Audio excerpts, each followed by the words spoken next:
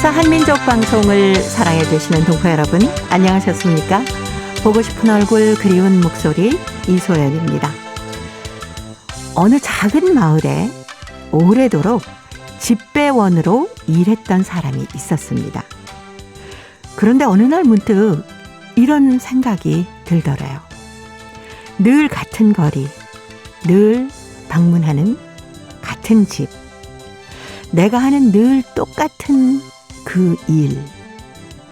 이렇게 정해진 길을 왔다 갔다 하면서 일을 하고 이대로 내 인생이 끝나는 게 아닌가? 이런 생각이 들어서 새로운 일을 하기로 마음을 먹었습니다. 다음 날부터 그는 주머니에 들꽃 씨앗을 넣어가지고 다니면서요, 배달을 하는 짬짬이 그 꽃씨들을 거리에 뿌렸다고 합니다. 그리고는 그 꽃들이 피어나는 걸 보면서 더 이상 자기의 인생이 지루하지 않고 누군가에게 아름다운 기쁨을 주고 있구나 하는 것을 느꼈다고 그래요. 하려고만 하면은 뭐든지 할 수 있는 힘. 그게 바로 우리 마음속에 있는 의지가 아닐까 싶습니다. 자, 오늘도 마음 주머니에 꽃씨 한 봉지 챙겨 두시면 어떨까요? 첫 곡은 송골매가 노래합니다. 꽃씨.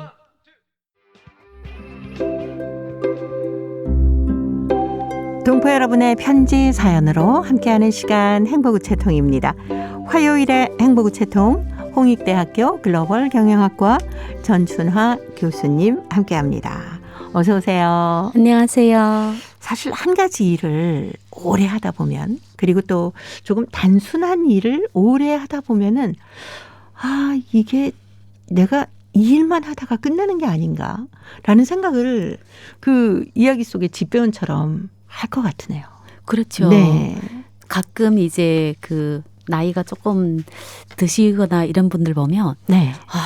오늘도 나갈 때 힘이 없어 보이잖아요.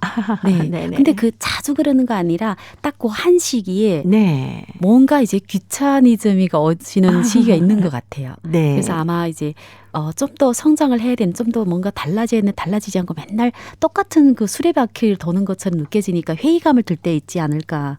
네, 저도 이제 그런 시기는 사실 많지는 않은데 가끔 네. 몸이 불편할 때, 네, 그럴 그렇죠. 때는 있거든요. 네. 뭔가 같은 어제 했던 일을 오늘 또 하는 것 같고. 네. 뭐 교수님께서는 늘 학생들과 함께 하시기 때문에 똑같이 강의를 하셔도 네. 학생들의 그 반짝반짝하는 눈빛에서 늘 새로움을 느끼실 것 같아요. 저는 정말 행운인 것 같은 게, 네. 교재는 같은 교재를 쓰더라도 네. 사람이 바뀌잖아요. 그렇죠. 느낌이 전혀 다릅니다. 내가 이 내용을 전번 학기에 했는데 이번 학기 또 다시 한다, 이런 느낌 아니에요. 그냥 새로운 친구들과 네. 새로운 이야기를 풀어간다, 이런 생각을 가지고 있어서 정말 행운인데, 또 반대로 같은 일을 비슷하게 하시는 분들은 정말 네. 지루하겠다 하는 생각이 듭니다. 그렇죠. 그래서 이야기 속의 집배원이 뭔가 새로운 일을 하고자 주머니 속에 들꽃 꽃씨를 가지고 다니면서 길에다 이렇게 뿌렸다고 하는데 얼마나 새로운 발상입니까? 그러니까 어떻게 네. 보면 집배원 분들은 대부분은 온 지역을 돌아다니는 거 아니에요. 아마 그렇죠. 자기가 담당 담당 구역이 구역. 있을 거잖아요. 네. 근데 우리가 이제 집배원들하고 서로 맛보는 시간이 요즘은 사실 거의 얼굴 보지는 못합니다. 근데 그렇죠. 이전에는 네. 봐도 뭐 이렇게 그냥 잠깐 물건, 사실 얼굴도 기억이 안 나고 물건만 받고 이렇게 네, 하다 보니까 집배원들 막 시간하고 막 쫓기잖아요. 그렇죠. 근데 매일마다 다니는 곳이 그냥 이제 뭐 다르다 해도 거의 비슷한 사람한테 갖다 주니까 네네. 들꽃이 이제 새롭게 피면 자기 동반자가 새로 생겼다는 느낌. 네. 그럼 막 이제 기대하게 되잖아요. 지금 어디까지 자랐을까? 그렇죠. 너무 기발한 생각입니다. 네. 특히 또 꽃이란 게 보는 사람 모두에게 얼마나 행복을 줍니까? 그렇죠. 그 자그마한 들꽃들이 쫙 피어났을 때, 내가 만드는 어떤 행복의 통로, 내가 전하는 것은 단순한 어떤 편지나 뭐 이런 우편물이 아니라 행복일 거야. 라고 네. 전해주면 훨씬 이 일에 새로운 의미를 부여할 수 있을 것 같아서. 아마도 이렇게 네. 지나가다가 이제 차는 움직이게 되는데 네. 그 동네에 누군가는 어머 여기 꽃이 폈네 와봐요 그렇죠. 막 이러면서 네. 속으로는 그거 내가 한 건데 네. 모두에게 행복을 나눠줄 수 있는 일을 찾는다는 게 사실은 쉽지 않잖아요. 보통 어떤 일을 시작할 때, 아, 이게 나한테 어떤 이익이 될까? 뭐 어떤 도움이 될까? 이거부터 생각하지 않습니까? 네, 맞습니다. 어떻게 보면 사실 나를 위해서 하는 일도 가끔 하다 보면 질리는데 모든 사람한테 도움이 되는 일을 찾아 한다는 거는 정말 머리를 많이 써야 되거든요. 그리고 어떻게 보면 어떤 계획안처럼 프로젝트처럼 네. 이거를 생각하고 아이디어를 하고 시행을 해야 되는데 정말 집배원이 그 바쁜 와중에 사실 시간가 막 쫓기는 와중에 네. 아름다운 꽃씨를 뿌려서 그걸 잘하게 했다는 거, 그 자체가 대단한 것 같습니다. 네. 우리 주변에 보면은 그 단순한 일들을 계속 하시는 분들이 꽤 많거든요. 집배원도 그러시고. 네. 그 요즘에 배달을 얼마나 많이 합니까? 요즘은 그분들도 정말 그러시고. 그분들 덕분에 세계가 어떻게 보면 사람들이 그나마 유한을 가지는 거죠. 그렇죠. 네. 그분도 그렇고 또 이제 아침 일찍이 청소차 돌아다니잖아요. 그리고 또 네. 공장에서 환경 미화원 네, 분들도 공장에서 그렇고. 사실 이렇게 일을 하는 분들도 네. 단순 일하는 분들이 네네, 상당히 많죠. 많거든요. 네. 어찌 생각하면 그래서 그분들이 가끔 이렇게 편지 사연을 보내오시는 거 보면 저희가 일하는 곳에 라디오를 틀어놓고 항상 방송을 듣고 있습니다. 이렇게 해주시는 분들도 많거든요. 네, 맞아요. 그런 분들을 위해서 우리는 좀 더 어떤 행복을 드려야 될까. 막 그런 생각을 제가 할 때가 많거든요. 저도 이제 미용실 가거나 네네. 아니면 이제 피부시약 가거나 하면 거의 거기에 잔잔한 라디오를 듣고 계세요. 그러면 예. 사실 어떤 때는 서로 말을 하진 않는데 네네. 저는 잠깐 방문인데 그분은 하루 종일 거기가 자기 일터거든요. 그렇죠. 공간도 크지 않고 그냥 사실 밖에 나갔다 산책하고 싶다 갈 수 없는 이 네네. 상황에 외부하고 사실 자기가 좋아하는 걸 소통하는 건 어떻게 보면 라디오, TV를 보면 또 그 서비스 할 때는 예. 안 되니까 네. 라디오가 참 중요한 역할을 하는 것 같습니다. 예. 오늘 첫 번째 사연이 서울시 강서구에서 김보옥 씨가 보내오셨어요. 저희 보고 싶은 얼굴 그리운 목소리가 50주년이잖아요. 네. 그래서 보그방송은 나의 동반자라는 글을 보내오셨는데 제가 소개해드리겠습니다. 반세기 전 4월 3일 보고 싶은 얼굴 그리운 목소리 방송이 고고성을 울려 50년간 줄곧 애청자와 함께한 것을 축하드린다. 저는 1992년 10월 25일간 근무했던 목릉 방송국의 우리말 방송을 떠나서 연영성 반금시로 이사를 하면서부터 보고 싶은 얼굴 그리운 목소리 방송을 듣기 시작했다. 처음 들었을 때 이소연 선생님의 부드럽고 친절한 목소리는 나의 심금을 울려주었다. 혼자서 첫사랑으로 인정을 하고 방송 매력에 푹 빠졌다. 방송에서 3월 23일 새로 취임하신 김영삼 대통령이 중국 상해에 임시정부 예터를 방문하신다는 소식을 듣고 31시간 열차를 타고 반금에서 상해로 가서 대통령 일행을 뵌 적도 있다. 그리고 1993년 5월 한 달 동안의 문제풀이에서 행운의 주인공이 된 후에 보그방송에서는 저에게 전화를 걸어와 소감을 말하게 했다. 격동된 순간이었고 정말 행복한 시간이었다. 보그방송 40주년 때 금요 초대석에 저희를 초대해서 첫사랑과 포옹도 하며 반가움을 만끽했다. 보그방송에서는 동포 노래방을 신설해서 동포들이 부르는 노래에 반주를 입혀서 멋지게 방송을 해주었다. 1994년 1년 사이에 반금시에서만도 90여 수의 노래를 테이프에 녹음해서 보냈다. 우리는 반금시의 중학교와 17개 마을을 자전거를 타고 다니며 소식을 알려서 동포 노래방에 참여하도록 했다. 결과 영흥과 창업촌 등 여러 마을에서도 노래를 녹음해서 방송국에 보냈다. 우리가 보낸 노래 가운데 주장원의 이송봉, 소맹, 백운학, 장명순 이렇게 4명이 월 인기상에, 이동수, 김혜숙, 최영화, 리동수, 정영휘 5명, 기장원의 이광호 1명이 당선이 되었다. 그래서 더 많은 분들이 민족의 노래를 부르며 한국을 알아가는데 일조할 수 있었다. 독창하기 힘든 애청자들을 위해서는 홀로 아리랑, 고향의 봄, 반달 이런 노래를 합창으로 불러서 방송으로 자신들의 목소리를 들으며 행복해했다. 얼마 전부터는 매주 우수작 당선된 분들을 알리고 날마다 콩에다가 청취 소감을 올려서 76세의 나이에도 할 일이 있어 보람을 느낀다. 보구방송을 들으며 북한가요? 우리 엄마 기쁘게 한번 웃으면 곡에 가사를 바꿔서 불러봤다. 보구방송 기쁘게 매일 들으면 구름 속의 햇님도 빵긋 웃고요. 보구방송 즐겁게 매일 들으면 아름다운 꽃들도 피어납니다. 보구방송 즐겁게 매일 들으면 만사 형통합니다. 만사 형통합니다. 보구방송이여 영생하시라. 아, 정말. 아니, 어떻게 이렇게 이름도 전부 적어 놓으셨나 봐요. 그러니까요. 이게 참 오랜 시간 전에 네. 일인데 어떻게 그걸 다 기억을 하고, 어떻게 보면 애청자 중에서도 정말 이 프로그램을 너무너무 사랑하는 사람인 것 같습니다. 그리고 버그 방송 너무 좋은데요. 사실 제가 이렇게 다른 분들한테 얘기할 때도 보고 싶은 얼굴, 그리운 목소리 이러면 좀 길어서 네. 사실 저희는 이제 익숙한데 처음 듣는 분은 그렇죠. 뭐가 이렇게 길지 이런데 버그 방송이 줄임말이 너무 좋네요. 줄임말로 보구방송 하시는 분들이 네. 굉장히 많으시더라니까요. 아, 그래요? 저는 몰랐습니다. 네. 근데 이 노래를 가사를 바꿔서 이렇게 적어주시니까 그러니까요. 너무 좋네요. 그리고 이 노래는 모르는 분들이 없잖아요. 이 노래.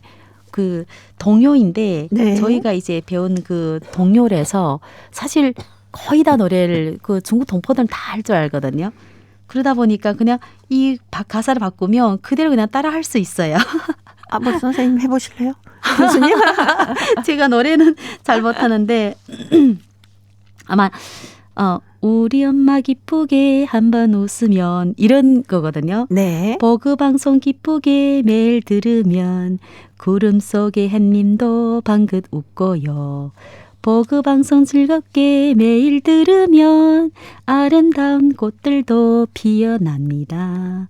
버그 방송 즐겁게 매일 들으면 만사 형통합니다. 만사 형통합니다. 뒤에는 맞는지는 모르겠는데 기억이 그렇게 노래한 것 같습니다. 네, 고맙습니다. 저는 이제 그 중국에 계신 분들이 사실 가끔 또 KBS 콩에 이제 하기 좀 어려운 분들을 위해서 이제 중국 사이트에 올리면 그 중에 한 분은 정말 강력 추천, 그럼 거기에다 항상 댓글 다시는 너무 좋아하는 것 같습니다. 특별히 보면 거의 첫 댓글을 이분이 달거든요. 그래서 생각보다 저희 이제 버그 방송 애청자들이 정말 많습니다. 네. 특히 또 이 보구 방송 애청자라고 하신 김보옥 씨 같은 정말 많은 애청자들이 중국 지역에도 계시잖아요. 네.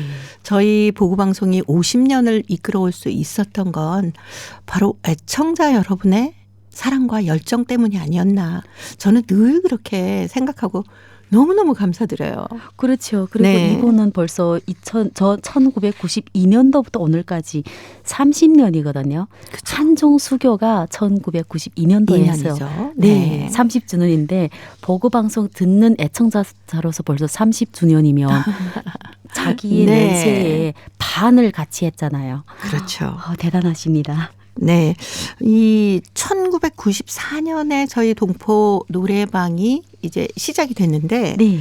그때 정말 테이프에 반주 없이 노래를 불러서 보내주세요. 네. 그러면 이제 반주를 맡으셨던 그 당시에는 이제 주승근 선생님이라고 계셨는데 그분이 테이프를 틀고 기타를 치면서 반주를 다시 입혀주시는 거예요. 세상에. 네. 그러니까 노래가 음악을 맞추는 게 아니라 음악이 이제 노래에다 네. 맞추고 맞춰서. 실력이 대단합니다.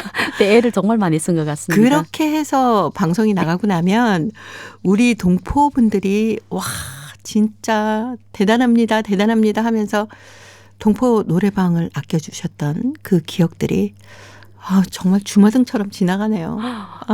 근데 50년을 어떻게 뭐 몇 시간의 얘기로 다 풀어낼 수 그렇죠. 있겠습니까? 그리고 한 개 프로그램이 장수 프로그램으로 반세기를 지나왔다는 거는 네. 그만큼 만든 사람들의 열정과 또 애청자들이 네, 필요가 네. 있다는 거니까 이제 좀 해서 또 100주년 100주년을 가는 거를 기대합니다. 오래 살아야 되겠네요. 네. 김보옥 씨 응원처럼 보고 싶은 얼굴 그리운 목소리가 앞으로도 계속해서 동포 여러분 곁에 늘 친구처럼 있도록 하겠습니다.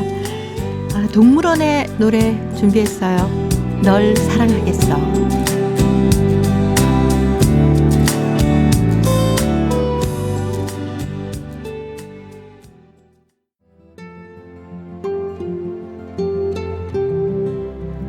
동포 여러분의 따뜻한 사연으로 아름다운 추억을 만들어 드립니다.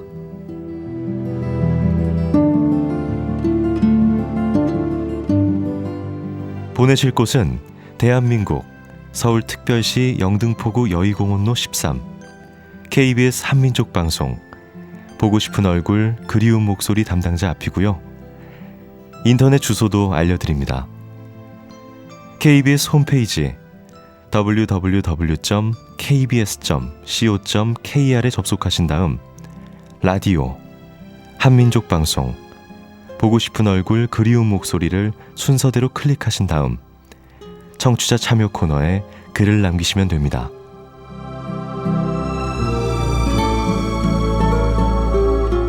정다운 이야기와 아름다운 음악이 있는 보고 싶은 얼굴 그리운 목소리 동포 여러분과 늘 함께하겠습니다.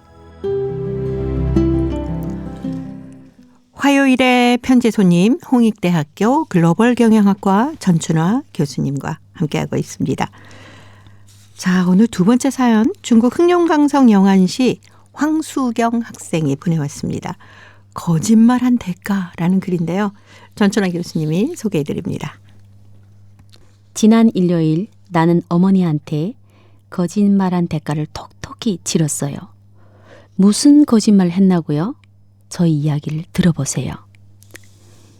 일요일 나는 어머니와 함께 시장에 갔어요. 시장에는 햄, 아이스크림, 피자, 라면 등 내가 좋아하는 것들이 아주 많았어요. 그 중에서 나는 시원한 아이스크림이 제일 먹고 싶었어요. 엄마, 아이스크림 사줘. 안 돼. 이 추운 날씨에 무슨 아이스크림이냐. 엄마는 나의 요구를 들어주지 않고 옷 매대로 갔어요. 하지만 나는 옷보다도 먹지 못한 아이스크림이 먹고 싶어 견딜 수가 없었어요. 그래서 엄마한테 거짓말을 하기로 했어요. 엄마, 나 지금 배가 너무 아파.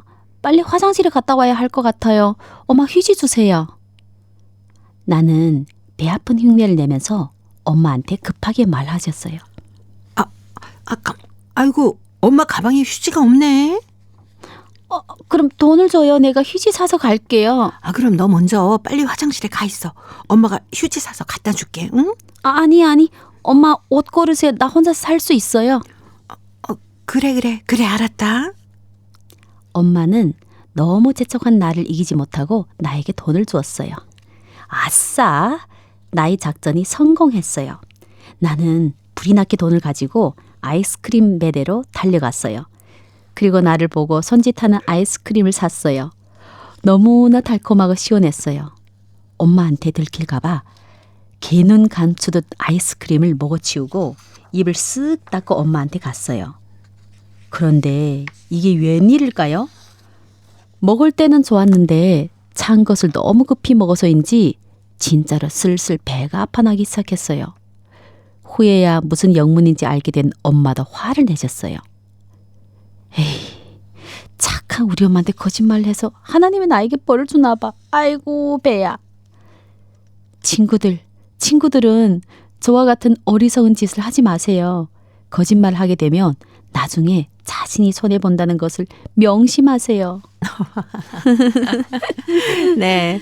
어릴 때는 한 번쯤 뭐 엄마한테 이렇게 아주 예쁜 거짓말을 하는 적이 있지 않습니까?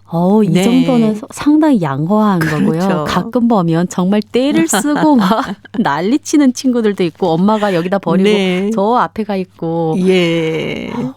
많죠. 특히 또 이 엄마 따라서 시장에 함께 가면 먹고 싶은 것들이 얼마나 많습니까? 먹고 싶은 것도 많고 네. 나갈 갖고 싶은 때는 것도 분명히 많고. 약속을 네, 했는데 약속을 하죠. 사람 많은 곳에 가면 그냥 엄마는 못 살게 굴잖아요.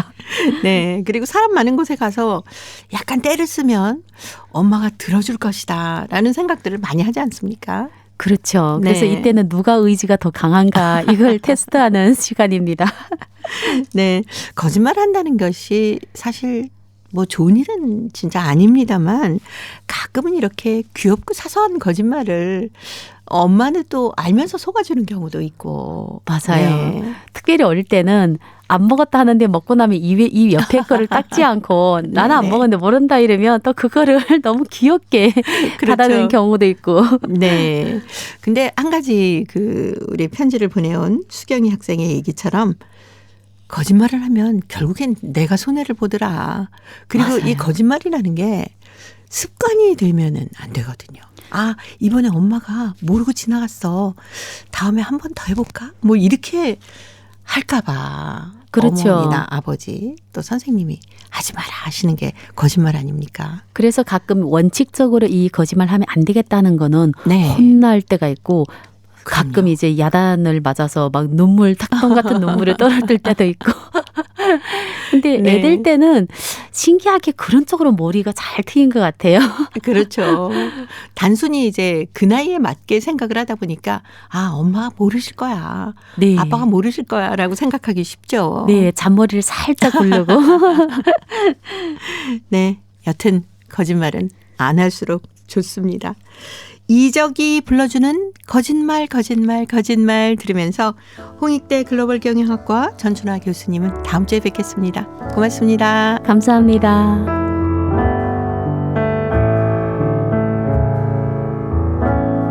다시 돌아올 거라고 했잖아.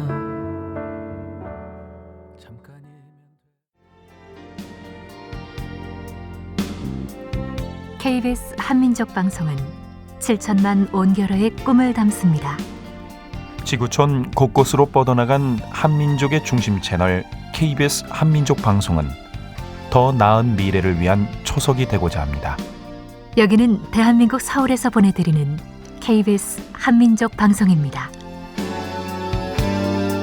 KBS 한민족 방송 보고 싶은 얼굴 그리운 목소리 함께하고 계십니다. 자, 이제 동포통신원들과 전화를 연결해서 여러분 계신 곳에 새로운 소식을 듣겠습니다. 통신원 리포트인데요. 오늘은 중앙아시아 카자흐스탄 그리고 러시아 사할린 지역의 소식 준비했습니다. 먼저 카자흐스탄의 김상욱 통신원 만나보겠습니다. 김상욱 통신원 안녕하셨습니까? 네, 안녕하세요. 카자흐스탄입니다. 네, 반갑습니다. 네, 반갑습니다. 카자흐스탄 아스타나 SOS 어린이 마을에서 한국 문화 체험 행사가 열렸다면서요? 예, 수도 누르술탄에 있는 아스타나 SOS 어린이 마을은요, 그 어린이 보호 시설인데요. 네. 주로 이제 부모가 없거나 또는 신체적 또는 경제적으로 이제 취약한 가정의 자녀들이 모여 생활하는 곳입니다. 네. 이곳에서 예, 봄을 맞아 아이들이 한국 문화를 알아가고 즐길 수 있는 문화 체험 행사가 열렸습니다. 어린이들은 우리나라의 이제 경기도 문화재단에서 지원한 노트, 사인펜 그리고 필기도구 등 새학기에 필요한 문구 세트와 또 축구공을 선물로 받았습니다. 네. 주 카자흐스탄 한국 대사관의 고홍석 대사는요, 이날 아이들을 만나서 카자흐스탄은 이슬람 역으로 이번 달이 새해인 만큼 한국의 새해맞이 문화를 체험할 수 있는 기회를 마련하겠다고 말하고요. 네. 어린이들의 행복과 함께 밝은 미래를 응원한다고 덕담을 하였습니다. 이어서 한국 전통 공예 체험이 진행되었는데요. 이제 어린이들은 한국 전통 등불인 청사초롱을 함께 만들어 보고요. 네. 또 한국 전통 무늬 열쇠고리를 색칠해보는 시간 가졌습니다. 또한 그 한국의 명절에 즐기는 전통 놀이도 체험했는데요. 다양한 색깔의 이제 7개 나무 조각을 조합해서 동물이나 사물의 모양을 만들어보는 칠교놀이, 그리고 그 화살을 던져서 항아리에 넣는 그 투호 있지 않습니까? 네네. 투호 놀이가 이제 어린이로부터 아주 큰 인기를 끌었습니다. 예. 우즈베키스탄 대사관은요, 지난 2015년 이래 SOS 어린이 마을 원화를 대상으로 동화책 기부, 또 태권도 용품 지원과 더불어 다양한 문화 프로그램을 지속적으로 이제 운영해오고 있습니다. 네. 아무래도 날씨가 따뜻해지니까 한국 문화를 체험할 수 있는 행사도 많고 그로 인해서 한국과도 더욱더 가까워질 텐데 카자흐 국립대학교에서 한국학 주간 행사도 있었다면서요? 그 한국학 주간 행사는요, 이제 네. 카자흐 국립대학교의 그 한국학과의 이제 연례 축제입니다. 네. 그런데 그 이번에 가장 인상적인 것은요, 마스크를 벗은 학생들의 이제 시끌벅적한 웃음소리와 또 환호성이 이번 행사에서 울려 퍼졌다는 것입니다. 예. 얼마 전부터 마스크 착용 의무가 사라지면서 그동안 제약을 받아왔던 그 오프라인 행사가 가능해졌기 때문입니다. 네네. 한국학 주간 그 축제는요, 그 일주일 동안 다채로운 행사들을 통해서 이제 직접 한국을 체험해보고 또 이 과정을 통해서 한국의 역사와 문화를 배우면서 한국에 대한 이해를 높이는 데 그 목적을 두고 이제 진행되어 오고 있습니다. 주요 행사는요, 한국과 관련된 퀴즈 대회인 한국학 골든벨, 네. 나와 한국, 그리고 한국 영화의 날, 한국어 경시대회, 한국 음식의 날 등 이 행사들이 그 학생들의 큰 관심과 환영 속에서 진행되었습니다. 네. 그 둘째 날에 있었던 한국 영화의 날 행사에서는요, 수업 상황을 고려해서 이제 1학년 중심으로 진행되었는데요. 네네. 이 학생들이 오손도손 둘러 앉아서 한국의 BTS 공연이나 인기 드라마와 영화를 보면서 2학년을 마치고 네. 그 교환학생으로 그 한국과는 그 한국행을 꿈꿔보는 시간을 가졌습니다. 그 이번 한국학 주간 행사들 중에서 가장 주목을 받은 것은 단연 이제 넷째 날에 펼쳐진 한국 음식의 날 행사였습니다. 네. 그 학생들은 교과서나 드라마에서만 보던 김밥과 떡볶이를 직접 만들어 보는 것에 신이 나는 학생들은요, 조리법 설명을 들으면서 연신 카메라에 담기에 바빴습니다. 그리고 저마다 앞치마를 두르고요, 시끌벅적하게 오이와 당근, 단무지를 자르고 또 김밥을 말고 떡볶이를 만드는 모습이 아주 장관이었습니다. 네. 그 김밥과 떡볶이는요, 이제 카자흐스탄에서도 국민 음식이 된 지 오래입니다. 네. 그러니까 그 모두가 또 기꺼이 맛있게 먹고 즐길 수 있는 한국을 대표하는 음식이 되어버렸습니다. 네. 중앙아시아 카자흐스탄 소식 여기까지 듣겠습니다. 김상욱 통신원 소식 잘 들었습니다. 예, 감사합니다. 네, 고맙습니다. 이어서 러시아 사할린으로 가보겠습니다. 배순신 통신원 만나볼까요? 배순신 통신원 안녕하셨습니까? 네, 안녕하세요. 반갑습니다. 네, 반갑습니다. 이 사할린주 민속창작센터에서 민속음악 경연대회를 열 예정이라고 하는데 자세한 소식 전해주세요. 사할린주 민속 창작센터가 음악인들 가운데 사할린주 북방 소수민족 원주민들의 민속음악을 토대로 창작한 지역 간 창작곡 경연대회 개최할 예정입니다. 이 경연대회는 사할린주 소수민족 원주민들의 음악 문화를 널리 알리고 발전시키려는데 목적을 두고 개최하며, 대회는 러시아 국민 민속 문화의 해 및 예나루 다른 노래 민속 기획의 일환으로 열립니다. 현재 사할린주 북방 원주민들의 현대 민속 음악을 상당히 부족한 상태로 사할린주 민속 천작센터의 사업은 사할린주 북방 원주민들의 독창적인 민속 문화를 토대로 현대 음악 작품의 창작을 도울 뿐만 아니라 악기를 보완하고 민속 예술단들의 공연을 재개하는데 주 안점을 두고 있습니다.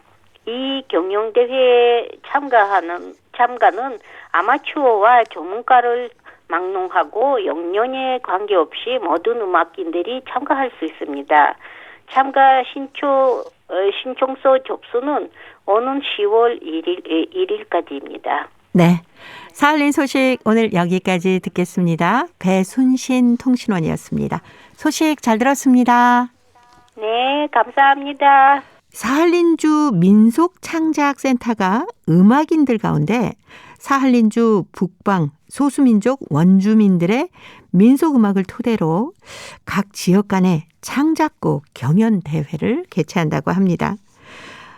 소수민족 원주민들의 음악 문화를 널리 알리고 발전시키는데 그 목적을 두고 있다고 하는데요. 이 경연대회에 참가하고 싶으신 분들은 아마추어나 전문가를 막론하고 연령에도 관계가 없다고 합니다. 모든 음악인들이 참가할 수 있다고 하는데요. 참가 신청서 접수는 오는 10월 1일까지라고 합니다. 현대 그 북방 원주민의 현대 민속음악이 상당히 부족한 상태라고 하는데 좋은 음악인들이 많이 참여해서 민속음악 많이 발전시켰으면 좋겠네요. 자, 이제 퀴즈를 통해서 대한민국의 역사와 문화까지 배울 수 있는 퀴즈 한마당 보내드립니다. 동포 여러분과 퀴즈로 하나 되는 시간 퀴즈 한마당. 아버님, 왜 이렇게 식사를 못 하세요? 에이, 입맛이 통 없네. 봄 타시는 거 아니에요? 나이 들어서 그래. 아버님, 드시고 싶은 거 없으세요? 입맛 도는 거 해드릴까요? 에이, 직장 다니면서 애들 키우느라 애미 너도 힘들 텐데 괜찮다. 아버님이 애들도 봐주시고 청소도 도와주셔서 하나도 안 힘들어요. 밥값 하려면은 그 정도는 해야지. 아버님 좋아하는 쑥국 끓여드릴까요? 쑥국 좋지. 내일은 시장 들러서 쑥 사다가 된장 풀어서 여기에다가 맛있게 쑥국 끓여드릴게요. 거기다가 쑥국 끓이면은 훨씬 맛있지. 아버님은 여기에다 하는 밥하고 국을 젤로 좋아하시잖아요. 내가 시골 사람이라 그렇다. 애미 너 번거롭게. 괜찮아요, 아버님. 저도 여기다 하는 밥 엄청 좋아해요. 요즘에는 군불 떼는 것도 아니고 가스레인지에 올려서 할 수 있는 이것도 나와서 하나도 안 힘들어요. 역시 우리 며느리밖에 없다니까. 내일은 아버님 좋아하시는 누룽지도 만들어 드릴게요. 이것에다 밥한 후에 누룽지 만들어도 맛있고 숭늉은 또 얼마나 구수해요. 애민이가 뭘 좀 아는구나. 다 아버님한테 배운 거죠.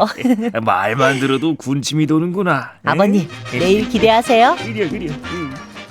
며느리가 봄 타는 시아버지를 위해서 이것에다 쑥국을 끓이고 밥도 하고 누룽지까지 해주겠다고 하네요. 그러게요. 최고의 며느리네요. 특히 밥은 이것에다가 하면 정말 밥맛이 다른 것 같아요. 네, 이것은 밥을 짓거나 물을 끓이는 데 사용하는 무쇠로 만든 솥을 말합니다. 한국에서는 이것을 삼국시대 이전부터 사용했는데요. 당시 고분에서 토기로 만든 솥이 출토되기도 했습니다. 이것에다 밥을 지으면 냄비나 다른 곳에다 하는 것보다 훨씬 맛이 있는데요. 그 이유는요. 무쇠로 만든 이것은 열 전도율이 낮아 강한 열을 받아도 쉽게 전달되지 않고요. 뜨거워지는 데는 조금 시간이 걸리지만 일단 달구어지면 쉽게 식지 않습니다. 그래서 여기에다 한 밥이나 음식이 맛이 있는 겁니다. 자, 여기서 문제 나갑니다. 음식을 끓이거나 밥을 짓는 데 쓰는 무쇠로 만든 솥을 말합니다. 냄비나 다른 조리기구에다 밥을 하는 것보다는 여기에다가 밥을 하면 훨씬 맛이 있는데요. 부뚜막에 걸쳐놓고 쓰는 이것은 무엇일까요? 자, 보기 드립니다. 1번 가마꾼, 2번 양은 냄비, 3번 가마솥. 정답을 보내주신 분 가운데 일주일에 한 분 추첨해서 소정의 상금이나 상품을 보내드립니다. 퀴즈 한마당 지금까지 성우 유선일 한희정이었습니다. 하기에는 뭐 제가 어렸을 때만 해도 여기에다 밥을 짓고 음식을 만들어 먹곤 했습니다. 그런데 요즘에는 이것이 거의 사라지고요. 전기밥솥이 그 자리를 대신하고 있습니다. 전기밥솥에 이것 기능이 있기는 합니다만은 직접 불을 떼서 여기에다 밥을 지어 먹는 그 맛은 잘 안 나는 것 같더라고요. 그래서 시골에 살거나 마당이 있는 집에 사시는 분들은 일부러 이것을 설치해 놓고 장작불로 밥을 짓는 분들이 늘어나고 있다고 하네요. 동포 여러분께서는 아직도 이것을 사용하시는지도 궁금합니다. 여기에 어떤 요리를 해 드시는지 여기에 얽힌 추억이 있으면 행구체통으로 보내주시기 바랍니다. 정답은 KBS 홈페이지에 접속하신 다음에 라디오 한민족 방송 보고 싶은 얼굴 그리운 목소리를 순서대로 누르시면은 청취자 참여란이 있습니다. 정답도 적어주시고 또 행복우체통에 사연도 많이 보내주시기 바랍니다.